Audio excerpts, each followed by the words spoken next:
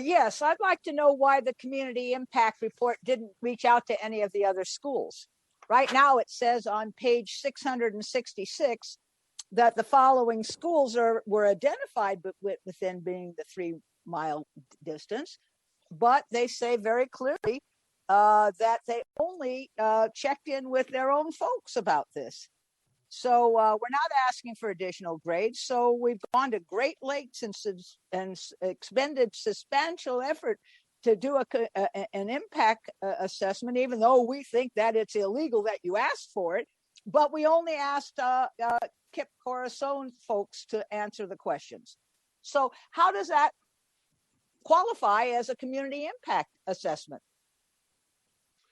It's a great question, Board Member Golberg. I'll say a couple of things about it. In the report we shared, well, first let me back up. We want to present to the board the facts as we've reviewed them and as we've received them from the school. So the report notes that they had limited community engagement, and we cited in terms of the scope, those stakeholders that they did not reach out to. I understand from their communication that they felt that the main focus of this additional site were their stakeholders. They also cited some limitations because of COVID conditions.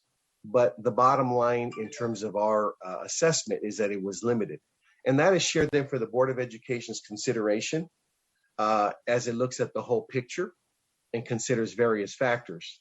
I think for this case, we didn't deem that to be the reason to deny the request, but we wanted to be transparent as to what their efforts were. So essentially, they did no community impact outreach at all until after they were on the current site. 3 days after they moved on to the current site, they reached out to one of the COSAs in LD East. So that's after they arrived. They said, we're writing to inform you that we are moving. We're not asking you to tell us what you think the impact might be. We're not asking to have a Zoom meeting with your communities. We're not asking to have a Zoom meeting with the parents that might be impacted. We're not asking anybody anything because basically we just decided we don't have to do that. By the way, the CCSA says we don't have to do that because AB 1509 didn't require it. 1505 didn't require it. So that's not even trying to meet the requirements of the district's policy on 1505. Would you agree with that? Let me address two parts there, Ms. Golberg. The first one related to their community impact timeline. They submitted, I believe, in April of this year. So their efforts were prior to that. And I would just indicate what we said in the report. It's limited. It's not the level of outreach that's contemplated in the policy, and we state that very clearly. The second point is related to the second outreach you mentioned. There is a process pursuant to the board's policy where staff reaches out to schools in the community, local districts to district schools, our office to the charter schools, and provides them an opportunity to know that the item is coming forward and to share their perspective. And so that's why that communication you alluded to, noted, because we wanted to be transparent, as did the local districts, that they were already in operation at the second site, but wanted the community stakeholders to know that the board would be considering. All right, so they bought this building in what year?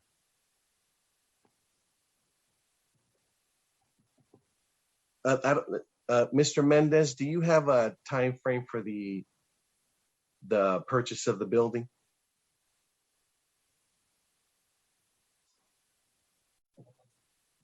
Or thereabouts? Hello, once again. I need just a few moments to review. I don't have that right at my fingertips at this moment. Let me take a look. Another member shared 2017, Ms. Golberg.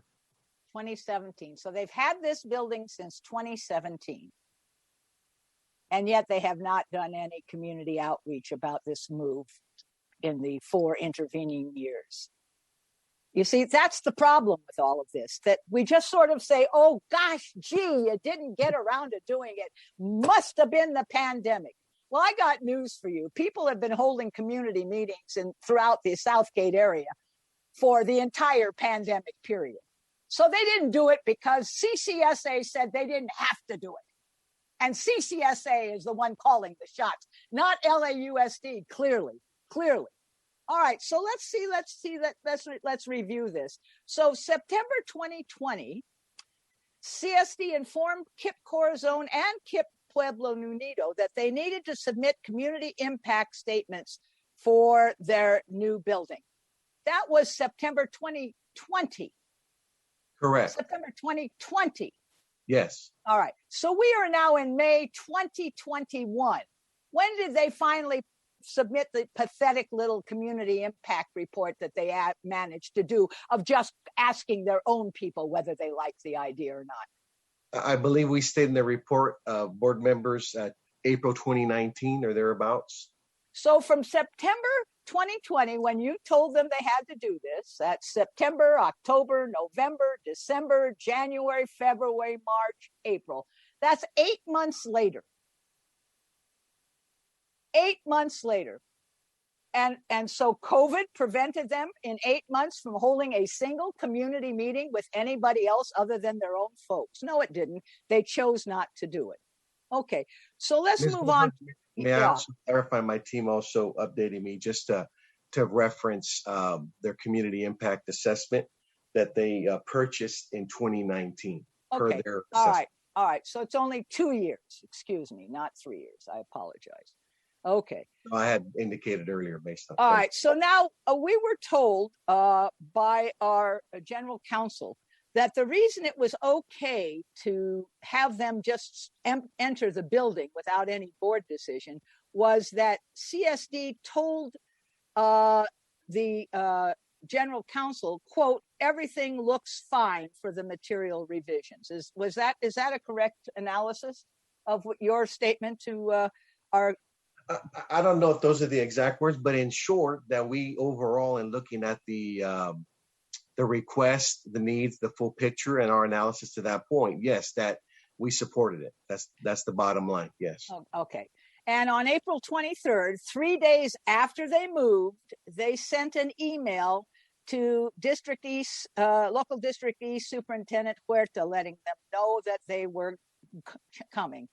And on May 4th, LDE sends an email to Mendez asking if they should inform the community since KIPP is already in the building.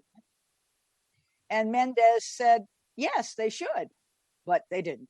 Okay, so that's how the process was done. So basically, we've decided that the 38 schools that are likely to be impacted, that are LAUSD schools, and the according to you, the 18 other charter schools serving similar grades within a 3-mile radius. Yes. Okay. None of those schools needed to be contacted in order to get approval by this board. I disagree. I disagree profoundly. I profoundly disagree. I want to reiterate here, as we noted in the report, and for the petitioner and for all schools. The community engagement fell short. We noted that in the report. It was limited. And our team did follow up to inquire if there was further engagement. So that is part of our process, but we want to lay out for the board the facts as we have them. I don't understand how this all works, but I am not happy that somehow or another, they're not doing what they were supposed to do on the community impact statement, did not force you to say, for example, that we should not accept this now until they do it right. You didn't say that. You said we have now set a precedent. The precedent is that the community impact statement means nothing as to the recommendation by our staff as to whether they should be approved or not, because they didn't do it right. They were told they didn't do it right. They didn't fix it, and the recommendation did not change as a result. So now we've set a precedent, and we've told all schools now that we really didn't mean it when we said you had to do a community impact report.